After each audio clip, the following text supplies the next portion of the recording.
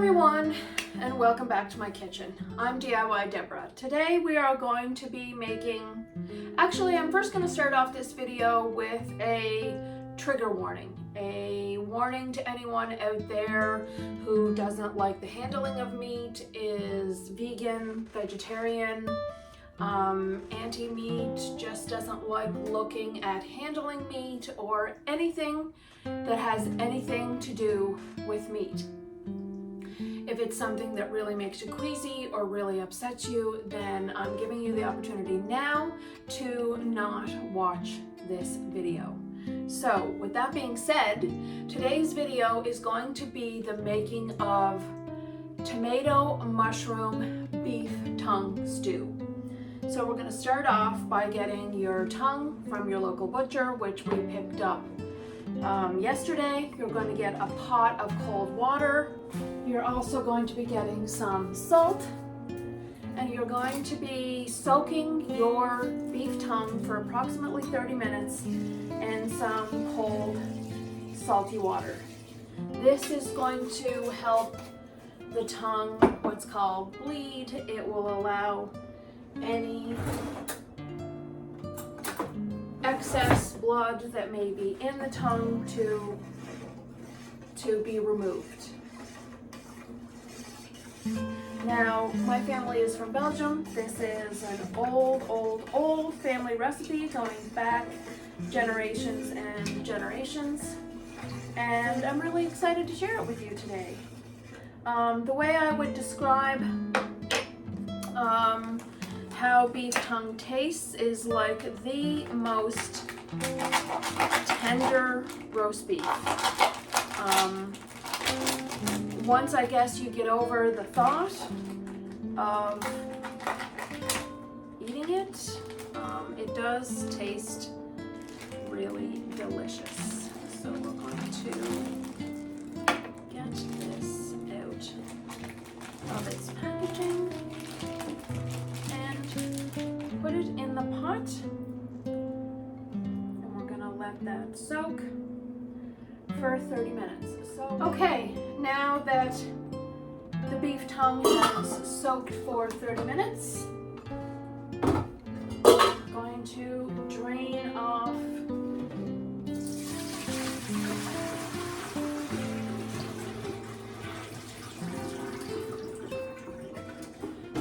off the old water. So now I'm going to take my stock pot. We're going to add in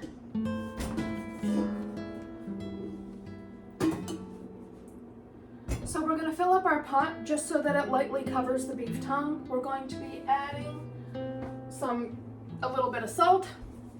We're going to bring it to a boil, and we're going to let it boil and cook for approximately an hour.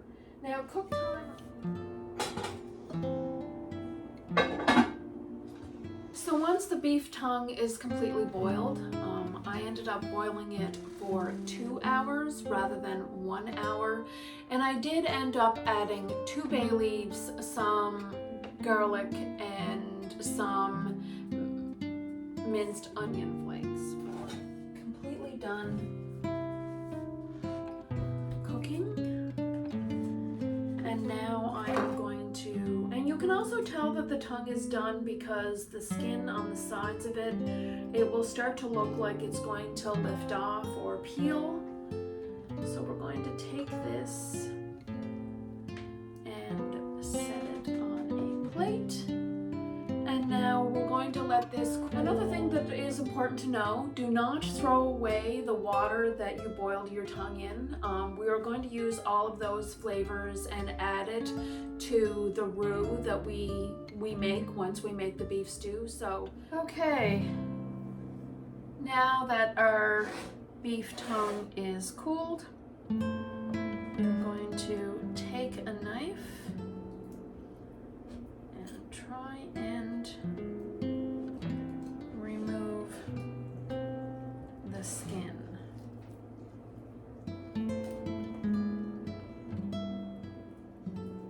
But once we remove the skin, we're going to slice slice up the tongue and start making our stew.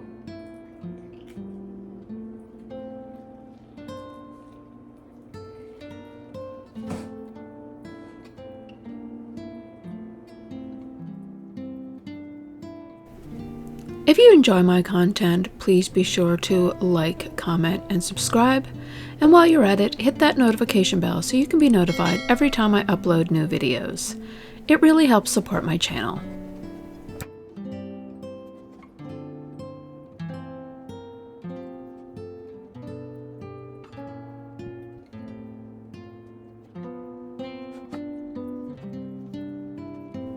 Once we have finished skinning the beef tongue, we're then going to take it and slice it into stew meat size pieces.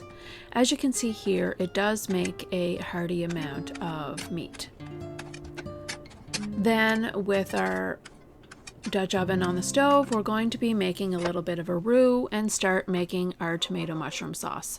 So I first add a couple of tablespoons of a vegan basil, as we're going to be keeping this recipe gluten and dairy free.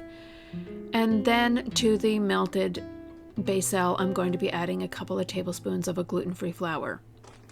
We're going to be making this into a roux, and then we're going to be adding some of that stock that we had kept from boiling the beef tongue earlier. We're going to add this as well as tomato juice, and I don't really measure it, I just really kind of eyeball it. I did end up using possibly 2 cups of the broth water, as well as almost 1 full large can of Heinz tomato juice. You will see this process as we move forward in the video.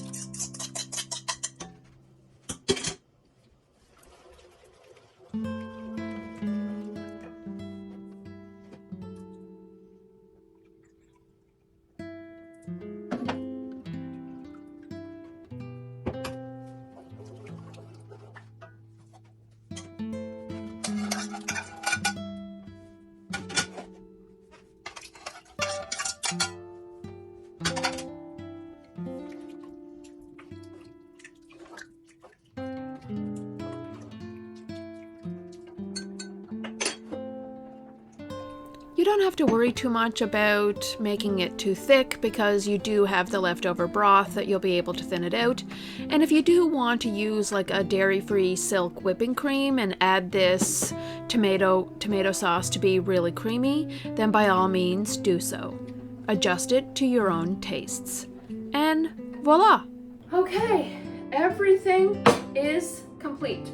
I had made some gluten-free, dairy-free, well, potatoes are naturally gluten-free, but I added some vegan butter and some original plain almond milk. So let's try our beef tongue tomato mushroom stew. This is going to be so good. I have probably not made this in like a decade. And this is always how we had it, just the beef stew over some mashed potatoes.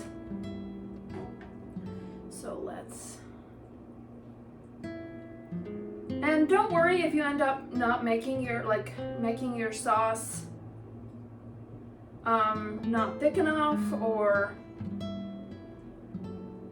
too thin. You can always thicken it or thin it, however. So I will let you see this up close.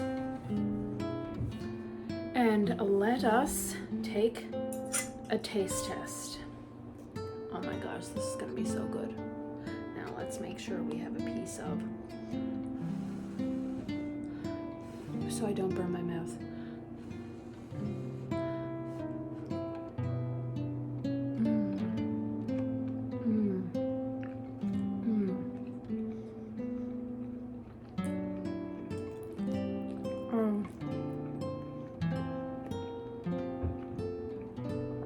It is as yummy and delicious as I remember it.